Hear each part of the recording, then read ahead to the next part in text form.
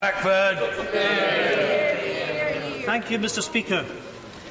The Prime Minister's deal means Scotland is to be taken out of the European Union against our will and out of the single market, a market which is around 8 times the size of the UK. Mr. Speaker, Scotland voted to remain. Our rights must be respected.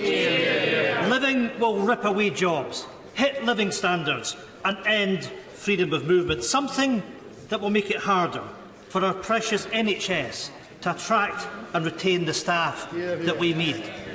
Migration has been good for Scotland. The Prime Minister talks about queue jumpers from Europe, an outrageous slur against EU citizens that come here.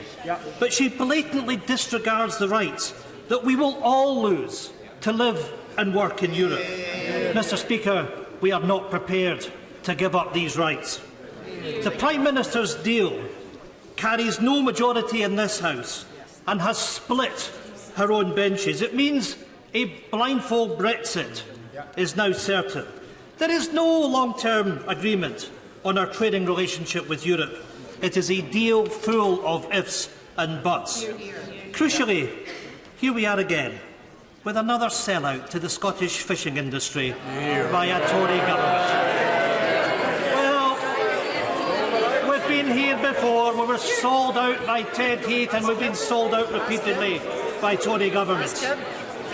Under this agreement, fishing boats registered in Northern Ireland would continue to gain zero tariff access to the EU and UK markets, but fishing boats registered in Scotland and other parts of the UK would not.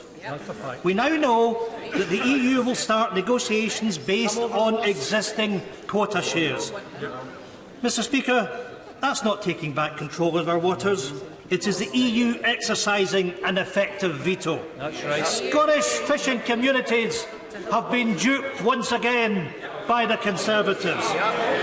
We on these benches we cannot accept this sellout from the Conservatives. I call upon the Secretary of State for Scotland and the DEFRA Secretary.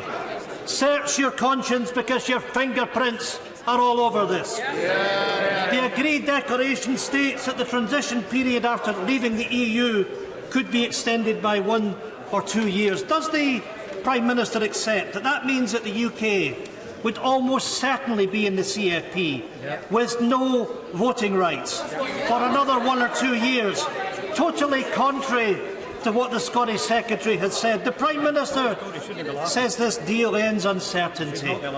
It does not end uncertainty for Scotland's fishing sector or for the future state of the economy, which faces years of turbulence and a bureaucratic tangle. Mr. Speaker, there is talk of a Brexit TV debate.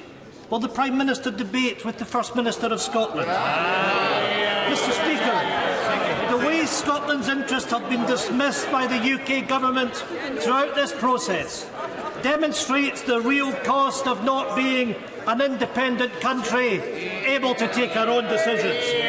The day will come, Mr. Speaker, where Scotland will be an independent country. Mr. Speaker, we on these benches will continue to work across parties to put in place a deal that works for Scotland, and we will support another referendum on EU membership. Thank you, Mr. Speaker. I'll address the 2 main points. The Right Honourable Gentleman once again gave most of his comments over to the question of fishing, but he mentioned the question of migration. I think it is important that we deliver on what people voted for at the referendum, and they voted for an end to free movement. And that is because they felt that it was not right that people had a right to come here, were freely able to move here based on the country they came from rather than their contribution to the United Kingdom. We will be able to put in place a skills-based immigration system that is based on people's skills and their contribution to our economy. And then he's devoted the majority of his comments to the whole issue of the common fisheries policy. He talked about a sellout of Scottish fishermen. The real sellout of Scottish fishermen is the SNP's policy to stay in the common fisheries policy. Who is it who has been standing up for Scottish fishermen in this House? Conservative Scottish backbenchers. Never. All the the Scottish Nationalist Party want to do, is stay in the common fisheries policy, and that indeed would be a sellout of Scottish fishermen.